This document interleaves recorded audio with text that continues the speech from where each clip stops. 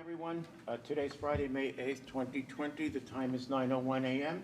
This is a special meeting to take up a request in behalf of the Republican Central Committee, and joining us, and at his request, is the chairman of the KCRCC, Brent Regan. Welcome, Brent. I am officially calling the meeting to order, attending of Commissioners Duncan, Brooks, and Filios. Do we have any changes to the agenda? Hearing none. Okay, so we have a business, our one and only business item, and it's a potential action item. Upcoming Central Committee meetings. Brent, please come forward. Yeah, please. Thank you very much. Thank you, Commissioners, for hearing me and for pulling this special meeting together. I appreciate it. I want to start off by saying I don't want this at all to be any kind of an adversarial process. We've got problems that we need to solve, and I'd like to work with you to find solutions that work for everybody. And as chairman of the Central Committee, I have some fiduciary responsibilities to the committee to make sure that they're being treated fairly, to make sure that the law is followed, to make sure, to the best of my ability, their health and safety is accounted for. And in order to do that, I need facts to make good decisions. We all need good facts to make decisions. I'm an inventor and an engineer and a scientist when I'm not doing this stuff. I design medical devices, flight guidance systems. I'm a dialysis technician, so I know about sterile protocols. My wife is immunocompromised, so I'm particularly concerned about her health. I'm actually a designer of medical ventilators. We are now about to deliver our 3,000th. I've got this meter in my pocket.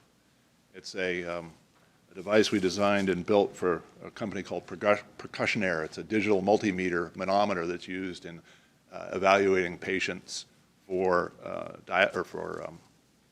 when they're on ventilators.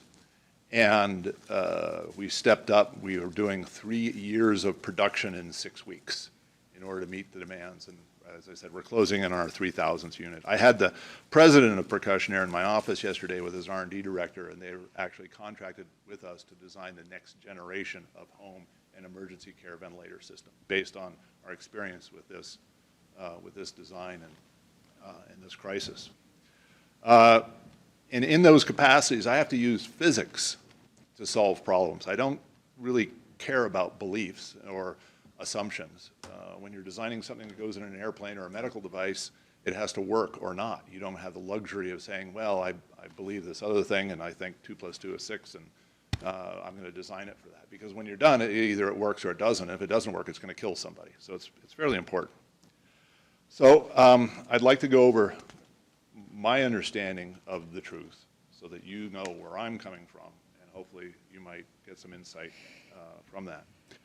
Viruses are ubiquitous in our environment. If you take a liter of seawater off the top of the blue Pacific, clear Pacific Ocean, there's 100 billion viruses in that liter. In every drop, there's 10 million. If I were to take a human apart at the cellular level and add up all the cells, I put a pile of the cells that have human DNA over here, and I put a pile of cells that have non-human DNA over there, there would be about 1 trillion cells which have your DNA.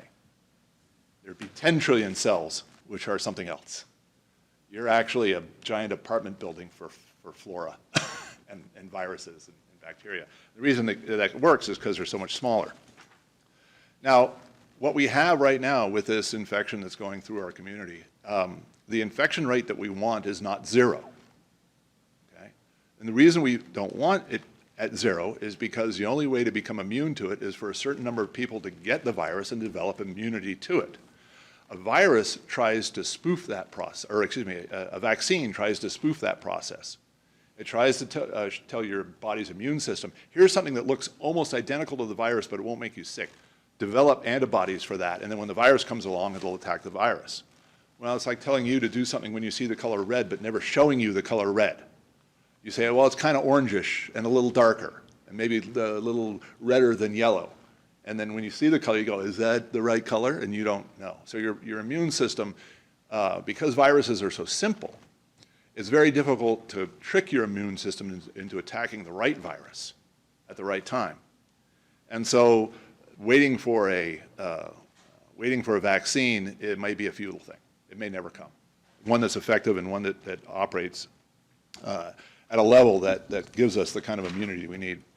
Idaho's cases right now are statistically almost insignificant. I put two charts in front of you.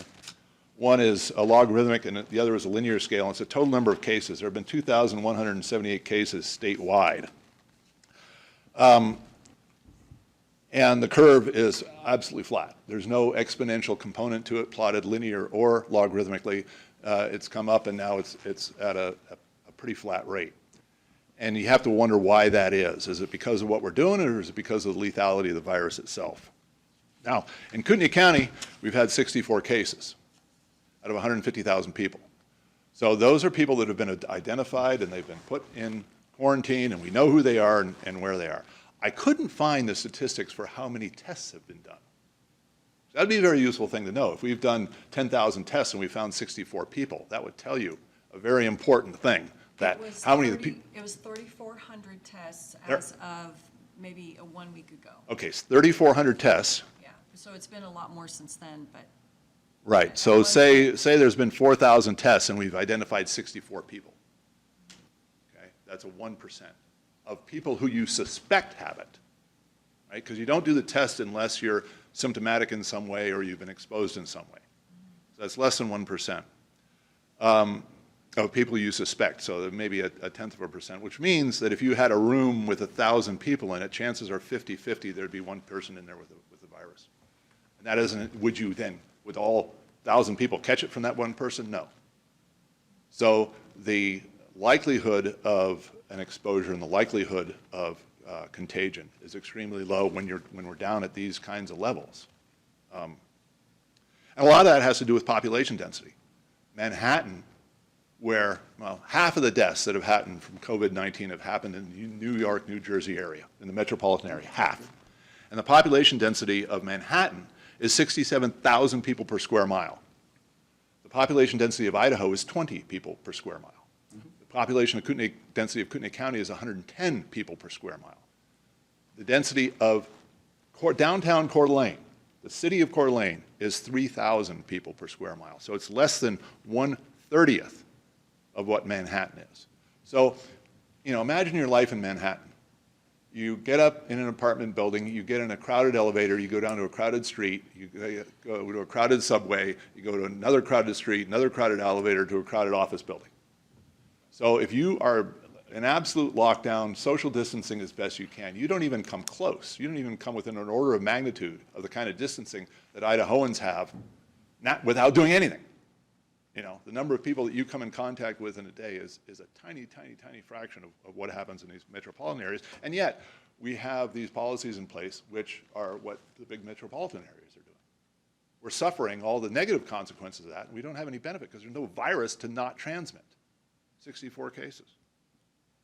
So what social distancing does is it shifts the population density, right? It makes Idaho more like Alaska, and it makes New York more like Idaho. But it doesn't eliminate the problem, and because we've still got Costco, we've still got going to the gas station, we've still got, you know, getting food in plastic containers, which is transmitting the virus. So all those things come together to say that what we're doing for social distancing, you know, it's there, but is it really effective? And it isn't absolutely effective. It's simply shifting things a little bit to one side. So you can see by the curve, we are now have overcorrected for what's going on. We are doing too much. We're not letting the virus propagate through our population and develop the herd immunity that'll make us immune. Because we could stay like this basically forever in lockdown, waiting to get enough immunity, and we may never do that at these kinds of levels. So viruses are tiny. What stops them? Well, you've seen in the category 4 containment, you got guys in the bubble suits and absolutely wrapped up, 2 layers of glove, duct taped all together, and a remote supply of oxygen. That stops the virus most of the time. Anything short of that doesn't. Still gets through. And you can make the problem worse, actually. Masks make the problem worse at the viral level. So how is that possible? Well, they don't stop you from being infected because when you breathe, you're pulling air into your face. And if it doesn't go in your lungs, it hits your eyes. And your eyes are being washed with tears. Tears go down your tear ducts into your sinuses. Okay? So your eyes are there collecting all the viral material that's around you, and the act of breathing is mechanically pumping it into your face. N95 masks. Everybody says, what does N95 stand for? It means that they're 95% effective at filtering a certain number of particles from big to small. What particles get through? The small ones. What's the smallest particle? Viruses. Okay? So that doesn't help you much for getting the disease. As far as transmitting it, it makes it worse. And here's the mechanism. If I cough, right, and I have particulate that gets stuck on the inside of the mask. Imagine you're in a forest, a dense forest, okay? And you're a big drop of water, maybe a 6-foot diameter drop of water in a dense forest. And the forest is the filter of the mask, right? It's the fibrous elements in there. So a big drop of water comes and it gets stuck between the two fibers because it's too big. It's full of virus particles. Virus particles are tiny, you know, there's 10 million of them in a drop of water, a drop of seawater. And so here you have this held together by surface tension sphere of water that's stuck against the fibers of the mask and can't get through, and there's this wind blowing. What does the wind do? It evaporates water off the surface of this big ball of water, right? And the ball gets smaller. Where does the virus stay? Well, surface tension holds them inside. So they're getting more and more and more concentrated. And finally, when they get small enough to fit through the trees, the breeze pushes them out.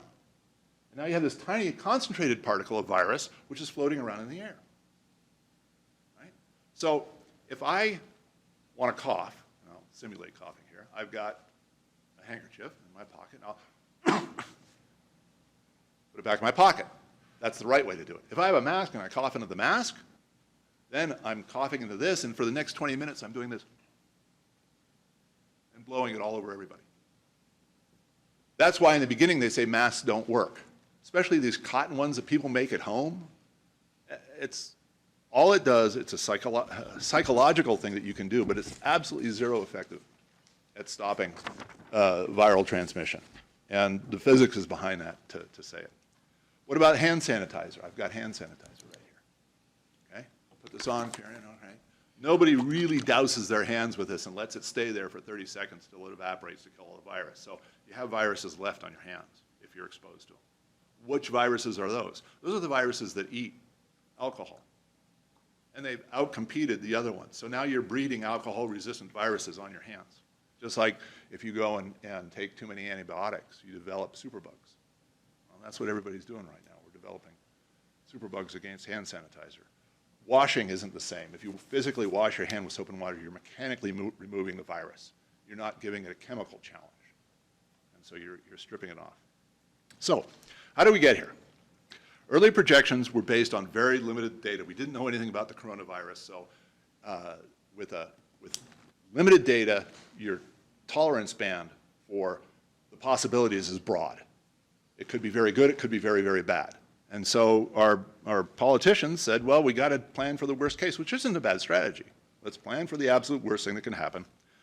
For a highly lethal, highly transmissive virus, here's these, huge, millions of people are going to die. Well, the data's in. We got data now. And the data shows us that's not the case. The lethality and the virality are about 1/10 of what they were before. So, and we're not correcting for the change. We're not saying, okay, it's not nearly as bad. The one interesting step was when the CDC came out and said you should wear masks now. It's almost like they want more people to get the virus in order to help, bring the herd immunity up. I don't know. That's a speculation. But they're moving the goalposts. They're saying that we won't reopen until we have a vaccine, and we may never have a vaccine. Now, the governor made his proclamations. There's 3 of them.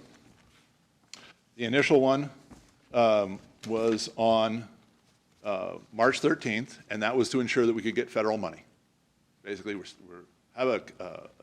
have one case. It was imported, and so we have a state of emergency. And then on the 25th, he modified that and declared a state of extreme emergency and extended the first one for another 30 days. And now we're in the middle of Proclamation 3. And Proclamation 3 Now therefore it is resolved, item 1.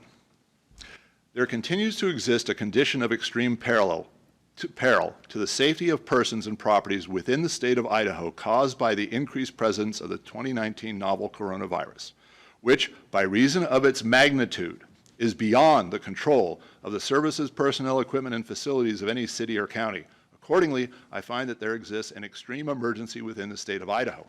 Simple question. Is that a true statement? I'm serious. Is that a true statement? Does a situation exist which is beyond our control? That plot that I showed you right there shows that it's under control. That's the data. I don't care what the rhetoric says. The data is it's under control. There's ways to control it because it's not as lethal, it's not as transmissible as we thought. And so that's what we have. Now, there was an order that came out with the March 25th order, which was an order from the director, which was the lockdown order. That's now expired. That expired on the 30th of last month. The original emergency proclamation expires 60 days after it was proclaimed under Idaho law. And that expires on the 12th. And now we have the third proclamation extended it for 30 days, which is the 22nd. And there's a question as to whether or not the governor even has that authority to do that. The point is that after the 22nd, there is no legal basis for any further recommendations, other than that they're just making recommendations. So what we're under right now, guidelines for opening up Idaho, are simply guidelines. They don't list any statutory authority in them. You know, under this order is made under Idaho Code XYZ. It's none of that in here. So as a citizen, I'd like to know if you're going to ask me to do something that causes me costs, either financial costs or time costs or labor costs, where is your statutory authority to do that? So now we're in a situation where we have actually 6 meetings. And 5 of those 6 are required by statute. And the 6 meetings are this. Between now and the 18th, we need to have a meeting in order to select 3 candidates to replace our dearly departed assessor. And that has to happen between now and the 18th. And that's a Idaho statute requirement under 59906. We have 15 days from the point of vacancy, and I believe that's the 18th. The next meeting is the one on May 26th, which is our bylaws say that our general meetings occurred on the 3rd Tuesday. And so that's the May 26th meeting. And then the final one has to happen on June 5th, June 5, and that's our organization meeting. And that's the state law actually says that the state party rules govern when and how that meeting takes place. So it's statutory authority by way of the state party rules. And that meeting has to occur a certain time after the canvass, or it has to happen after the canvass and within a certain number of days, and it has to happen at the county seat. That's a requirement. So we have these 3, we're going to have the meeting somehow, somewhere, in some capacity. The one on June 5th has to happen here. If it's not in this building, it's got to be out in the parking lot because it has to be in the county seat. And so I'd like to know what we can do to work together to accomplish these things, which are, you know, either statutorily required or required by our bylaws to make that happen. And I don't believe, because of the director's orders have expired, that we are under any kind of statutory restrictions about meeting in any quantity of people. I don't believe that there is a 10-person limit. That's a recommendation. That's not a legal requirement. And before I tell people that your right to assemble is being limited in some way, there needs to be a statute I can show them and say, here's the rule, and this is why. But if I just say, well, the governor said it would be a good idea, and our current county commissioners went along with it, then that's not a very persuasive argument. So I'm asking you, if you make a decision on this, if you can give me the legal basis, the statutory basis for that decision, so there's no ambiguity. And so I can go to them and say, this is what the law says, and this is why, and this is why we have to do this. Okay. Okay? Question on the assessor meeting. Yes. How many attendees do you expect? You know, it'll probably be pretty well populated. We have 59 plus 2, so it's 61 people potentially could be there, all right? And of course, the public is invited and the candidates are invited, so you could be upwards of 70 people, maybe more. And it's going to be something that people want to see. Okay. What are the limitations for holding an electronic meeting? I don't think we can do that for the assessor. And the reason is because there's balloting and the ballots have to be live ballots. So if we actually have to have a written ballot and here's the name and it's a secret ballot, then you got to meet in person because there's no way we can accomplish that electronically. And I don't think it's not prohibited, but from a practical standpoint, there's no way to do it.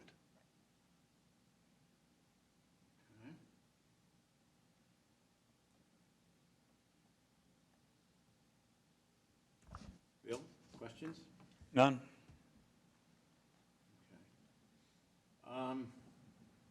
Okay, so as I look at the governor's order, you refer to it as a guideline. I take it as something more than that. And when I look at stage 1 of Idaho rebounds, which applies May 1st through May 15th, that indicates gatherings, both public and private, should be avoided. And my understanding from a legal perspective, and I did consult legal, is we really should be interpreting should more like must. And so you make an interesting point. I mean, I'm not going to argue with the science. By the way, none of us here is an epidemiologist, so let's start with that basic fact. But the point is this, that the governor has issued an order, and we can either abide by the order, whatever we think, and I think you make a very compelling case, but I also believe that we collectively are under authority. And even though the three of us are independently elected, we're still under, to some degree, the governor's authority because, by the way, we did swear an oath not only to the federal but the state constitutions. And so the governor comes out and says, no public or private gatherings during this period. Now, you have a very compelling case, and we have almost a state of emergency, if you want to call it that, not quite. We have another week, but we have to replace our recently deceased assessor, okay? But it puts us in a difficult position because the governor's order, I believe, and I'm not going to speak for my peers, is relatively clear. He does not want public or private gatherings, and we are a county, i.e. government facility.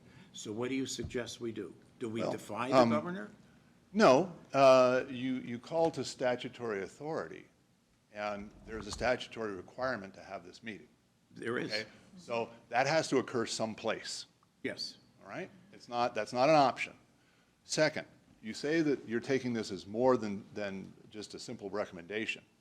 All right? So there's two choices. Either it's a simple recommendation or it's a statutory absolute. You know, that there's a law that says you have to do this. Where is that law? Third, you said that, well, you're going to interpret should to mean shall. And that's a huge leap in the law.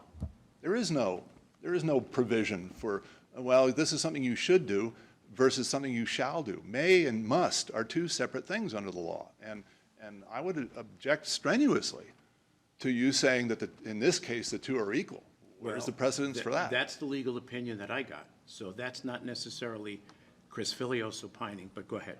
Okay, well, I mean, you know, if this is a case of we think we should do this because we're avoiding liability in some way, that we don't want people here because of that. But if you're going to start telling me and the people on the committee, well, it says should, but we're going to interpret that as shall and must, and we're going to deny you the ability to use the facilities based on that.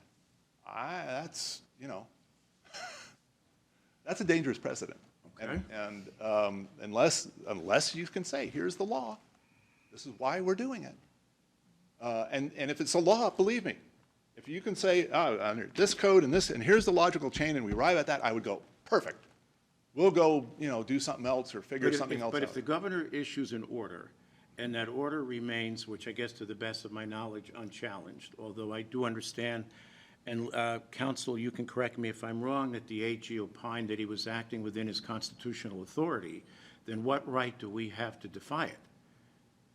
Well, and he has issued, it's not an order, it's guidelines and recommendations. It says so right on them.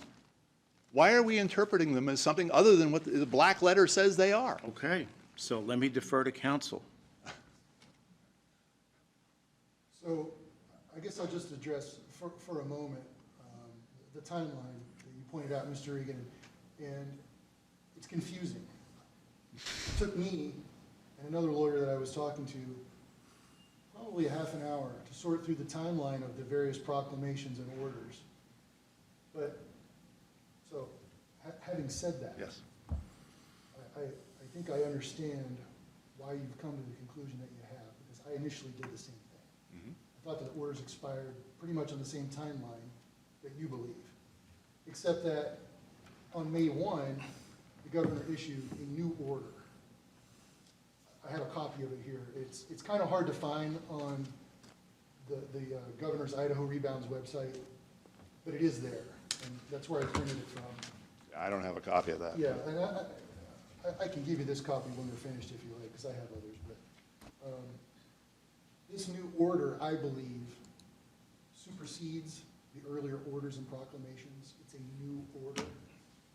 And it does contain its own independent findings, the substantive findings. Okay. And it outlines the article of the Constitution and the various statutes that this order is brought forth under.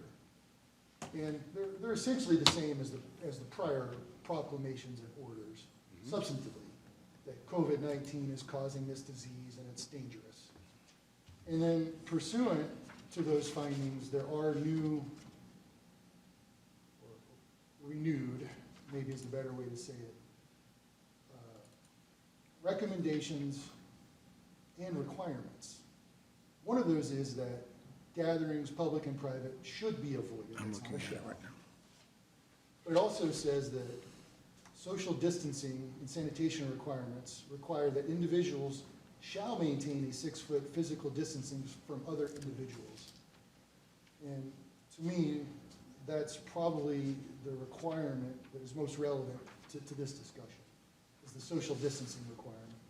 So I'm not sure how the board or the central committee plans to deal with that requirement, but I think it is a valid requirement, at least as far as this order goes. Okay. To my knowledge, Is there an this order- expiration on that order? The way I understand the statute to operate, it would be 30 days from the date of the order unless it's renewed for another 30 days. But I think what the governor intends to do is day by day look at the data, and then somewhere around May 16th, which is in the guideline for moving into the next stage, issue another order pursuant to, that would then be stage 2, because this clearly says stage 1 on it. So I think what the governor intends to do, I haven't talked to him, I haven't talked to the AG, this is my supposition, that for each stage, a new order will be issued with recommendations, guidelines, and requirements pertaining to each stage. And again, I think these orders respecting each stage supersede the prior orders and proclamations. So I believe they're good for 30 and/or 60 days if renewed, unless a new stage order, stage 2 order comes out, and that would supersede the prior order. Right. I think that's how it's going to work. And what is the, I mean, if he has a proclamation, Yeah. right, that proclamation has to be based in some kind of authority granted to him by law, right? And where is that foundational authority? Is Idaho it, Code 461008 in Article 5, Article 4, Section 5 of the Constitution. It's laid out in the order. right, but 1008 expires in 60 days from the initial declaration of an emergency. The So- original proclamation. The original. And each order thereafter has 30 Supersedes. days. But I think, it doesn't say this, but I think it's reasonable to read into that statute that,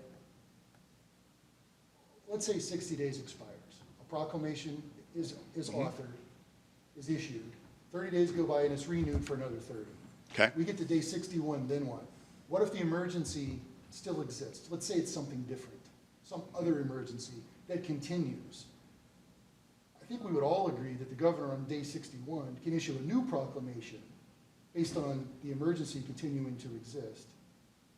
That would then last for another 30 days and then another 30 days. Actually, As there long is, as there are independent Yeah. grounds for bringing that proclamation. And it doesn't just have to be a proclamation. The statute does say it can be an order. So what I'm suggesting is this May 1st Stage 1 order is a new order that supersedes the prior proclamation and orders. And by its own terms, and I'm not arguing the science, I'm just reading what's on the page. By its own terms, appears to establish substantive grounds for the order itself. okay. Does that make sense? No, actually, it makes perfect sense. Okay. Now, The- and you to know- me, if there's a legal challenge, then that needs to be made in court, Absolutely. right? So, and I'm happy to share this with you if you'd like. I would be very interested in seeing that. Okay. No, it is, the governor does have a remedy. If I'm not a lawyer, but if I was arguing this in district court, I would say the governor does have a remedy, and it's contemplated in the law, and that he calls the legislature back into a special session. He says this, because the 60 days is supposed to be a stopgap. No, it's an emergency presents itself. You can't pull these people together. We can't meet to decide what to do in the legislature. So we've got 60 days in order to put something in place. The idea that it's a 60-day limit with a 60-day extension, which can then be extended ad infinitum, that's ridiculous. Why have a limit at all?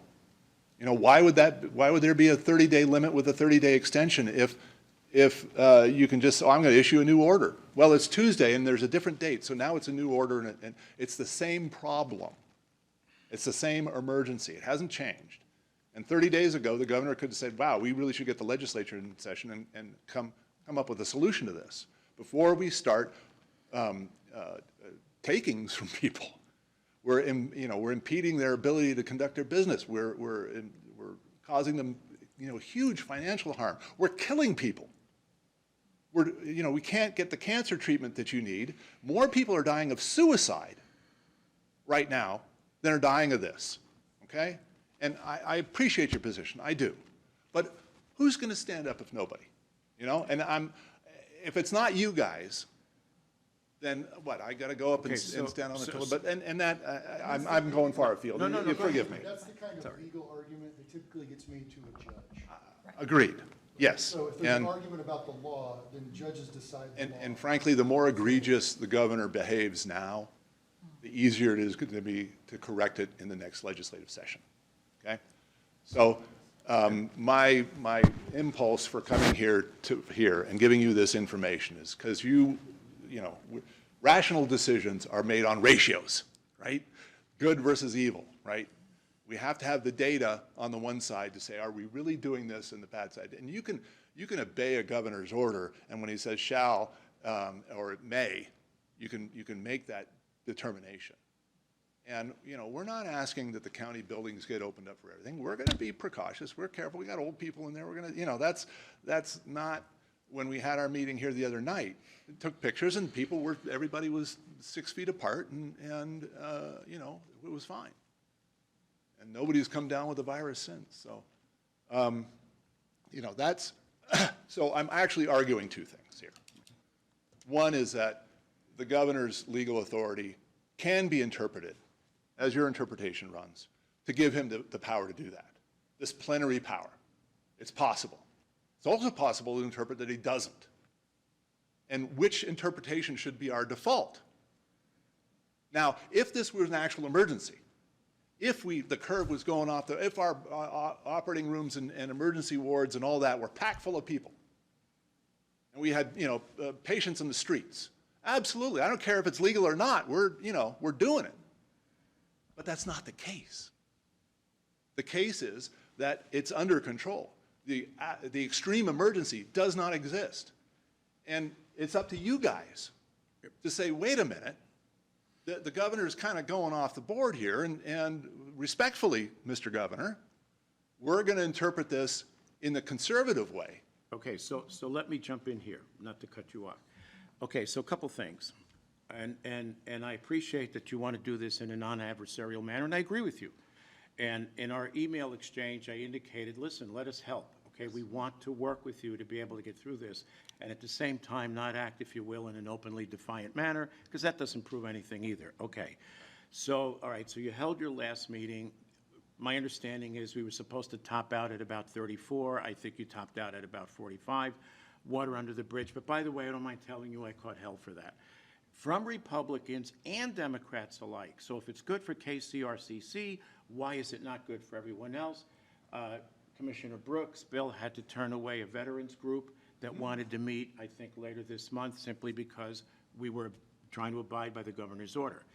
But we went one step further. When I say we, I had help from someone here. And so what I did, I said, look, this is ridiculous. We understand the compelling nature of what needs to happen, especially in this first meeting, to replace our county assessor.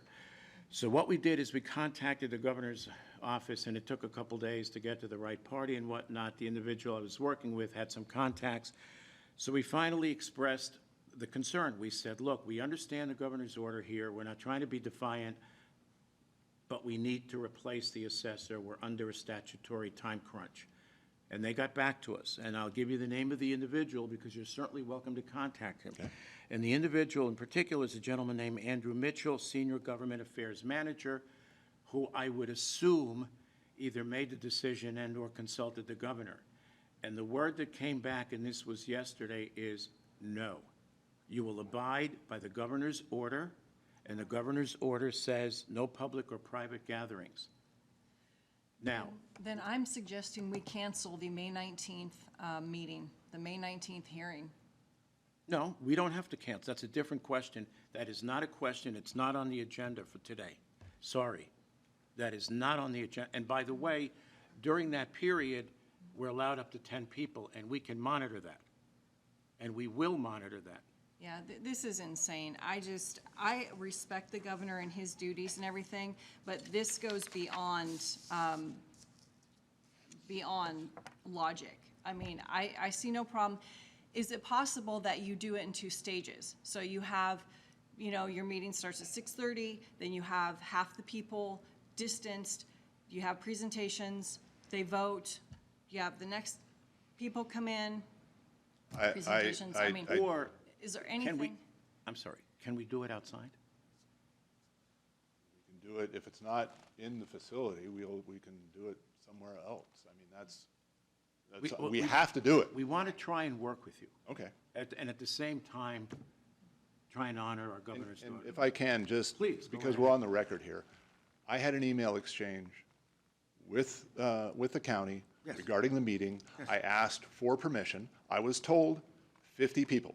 That was on the email. Initially, you are And absolutely I said, correct. and in there I said, it's usually about, 30, 35 people or something, and we may have as many as 10 guests, and that's where the 10 number got mixed in.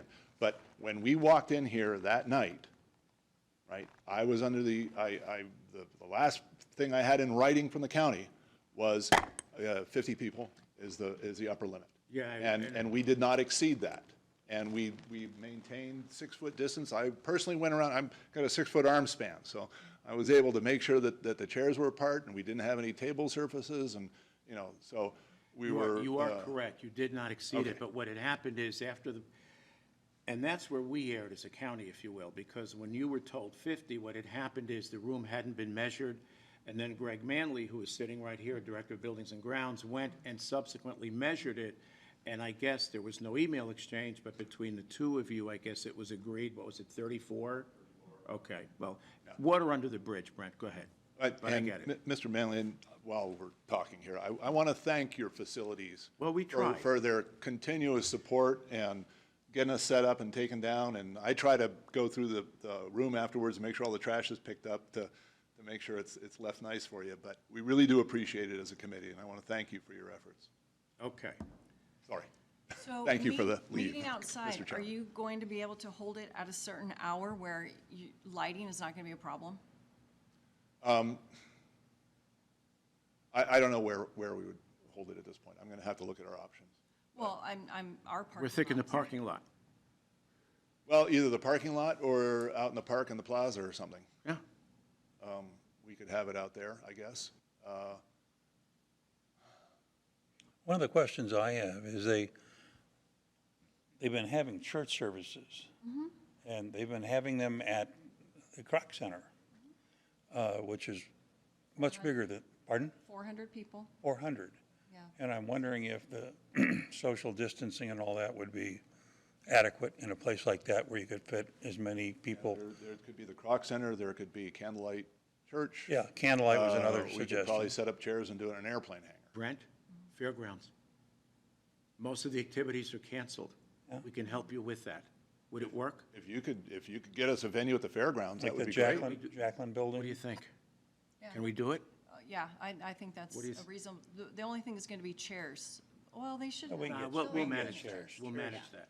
Chairs we can do. I can talk to Mary Suze, I think she knows of somebody with a Yes. chair or two. And you'll get banners too. Yes, so that's, Yeah, if we That can do seems it at the reasonable. fairgrounds. And you know what? While we're on that, why don't we try to do that? I think it's 90% certain we can pull it off and then do it again on the 26th for you. How's that? Okay, let's, and I've actually got a middle solution there. Yeah, go ahead. Let's talk about June 5th briefly. Okay, That's our organization meeting. okay. What do we need to do there? That one calls for no more than 50. Okay, well, there's you're 60-something gonna people be that up are over elected, 70, so right. we have to have provision for that. We can probably do that one as well at the fairgrounds. We'll check to make sure, yes, ma'am. Just an FYI, a lot of local graduations are going to be done at the fairgrounds for the same sort of reason. right, we'll Well, make sure. we'll check, we'll Yeah, check we'll into check. that. This can be a anyways. weeknight and not, Yes. Oh, that's right, okay. all right.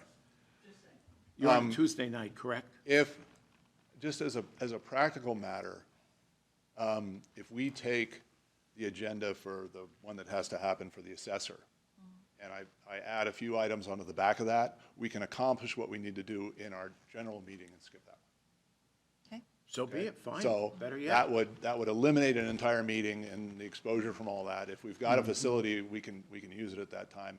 Now, and I'll point this out, it's a gathering of more than 10 people. So we're the part that is shall, which is you shall maintain distancing, we're doing. But the part that's advisory, right, may not have gatherings, we're violating. I get it. So, all right. And I'm okay with it. All right, I'm I just speaking didn't for me want now, to, okay. I just didn't want to walk out of the No, room no, and go, no, oh, crap. well, and Commissioner Brooks has a good point. I mean, we're having church services, okay? The church service I attended probably had 100 people on Sunday. Okay. I mean, so it's, yeah. So how do we go about setting a date? I can do that if you want. Do you want to call Yeah, I'll call Lexi and Lexia? I'll arrange it. Yeah, either way. Yeah, if you want to do a We'll conference get you call. an answer today. Yeah, Commissioner Duncan, if you want to put me in on a conference call, we can just get the date nailed down right then. Yeah, So we're not- we can go upstairs and call her. Oh, okay. So And you'll that's have fine. plenty of parking. No issue. Oh, yeah, yeah. No, Which you that's have here fine. anyway, but- I just need to be sure that we can get that done. And I'll And make back sure on we the have agenda. adequate speakers for you, too. Sound system. For sound system. Yeah, we'll Because some of need, those venues are big and. we'll need chairs, a podium, a setup like this. Yeah. Basically, only the candidates would probably be best to address the audience as opposed to addressing the chairman. Yeah. Well, and that's something that's handled in, Well, that's not an While issue. we have I'm sorry, go ahead, Les. No, that's it. While we have a few minutes left, And really not even just for us, but for the folks who are listening, can you briefly describe the process of coming up with the three candidates? Sure. I mean, it's anybody who wants to be nominated should contact a precinct committeeman in their precinct or a friend or, everybody knows pretty much everybody, and ask them to nominate them. And nominations don't require a second. And they'll be nominated, they'll ask to come up and to present if they want 5 minutes, 10 minutes, whatever, to present themselves to the committee. And at the end of that, what we'll probably do is print ballots with the 3 names or 4 names or however many there are, and people will go through and rank them 1, 2, 3, 4 as to what's their first, their second, their third pick. And so it's like golf. The person with the lowest score is the winner, and the next highest score is the second nominee, and the next lowest score is the third place candidate. And that's how we did. That's how Legislative District 2 did the nomination of the 3 candidates to replace John Green. John Green. So, and then that the balloting will be in secret, but the ballot counting will be in public. You fill out your ballot and hand it in. And will each nominee have an opportunity to have a representative watch the counting? Absolutely, yes. Any nominee, any candidate can have, but we're going to do it right in the open. So let's say hypothetically you get 7 nominees. Yes. You take the count. Do you drop off the number 7, or are you dropping off 6 and 7? How does that work? Well, we're in the doing next a round? ranking, so people are voting on the one they On their want first, ranking, second, okay. third, and because of that, we should be able to do it in just one round. Okay. If we okay. do a Monte Carlo type where you vote for your first guy and then the person with the least votes drops off, then you have to do rounds of Okay, voting. okay, fair But enough. we found that if I'll have a printer and a computer there, and we'll just print the ballots with the names, and then you check off your first, second, Understood. third. Okay, That makes one round of voting. appreciate it. So now, do you guys, board, want it ranked from us as our first choice, second choice, third choice? Or do you just want the 3 choices? I'm fine with just the 3 choices. How do you feel? I think that's the choice of the Central Committee. Because we can do a second vote once we have the 3 candidates to say what is your first, second, third choice? I think it's the choice of the Central Committee. Leave it up to you guys, however Okay. you choose to do it. I'm just asking you if there's a preference. You don't have a preference, right? Okay. Bill, you don't? I'm fine. Do you have anybody that you would like to see nominated? Oh, You work with the assessor's office, you know these people. Is there anybody that's there that, I can tell you, one person that called me last night was Pam Hauser, and she would like to be nominated. oh, okay. And I know there are people in the office that may be qualified. I don't know any of these people. I can't. Well, our deputy, Joe Johns, I don't know if he's interested, but I can certainly talk to him. Well, if he is interested, if you would have to ask him to call me and we'll, get his resume into the, Okay. I'd like the Central Committee members to have information on the candidates ahead of time so that they're not just blindsided by it that night. Okay. They can think on it or pray on it or whatever process they use for helping them decide. But yeah, no, I would very much encourage, since you guys work with these people all the time, you know who's good and who would terrify you in that position. Right. So. It's a certainly- tough job. Yeah. It's a technical job, more so managerial at that level than the technical. The technicians are in place, they're good people, they know their work, but some level of understanding would certainly be appreciated, Yes, absolutely. okay, so if you think on that and can, somebody who's good at appraisal. No. I think I'd rather take this heat. Thank you. Anyway, And so we're talking about the, between now and the 18th meeting, and then also doing the same thing for the June 5th organization meeting. yes, And sir. hopefully we'd get a facility out at the fairgrounds and we just leave it set up and do it twice, or something like that. Sure. Okay. And Leslie will work on it as soon as we're done here, right? Yeah. Okay, cool. Perfect. So we'll have an answer for you today. Bill, any thoughts, final thoughts? I just had one, that's all. Okay. Leslie? I'm good. Okay, public comment? Hearing none. 9:50, meeting adjourned. Thank you, Brent. Thank you very much. Glad we could come to accommodations. Absolutely.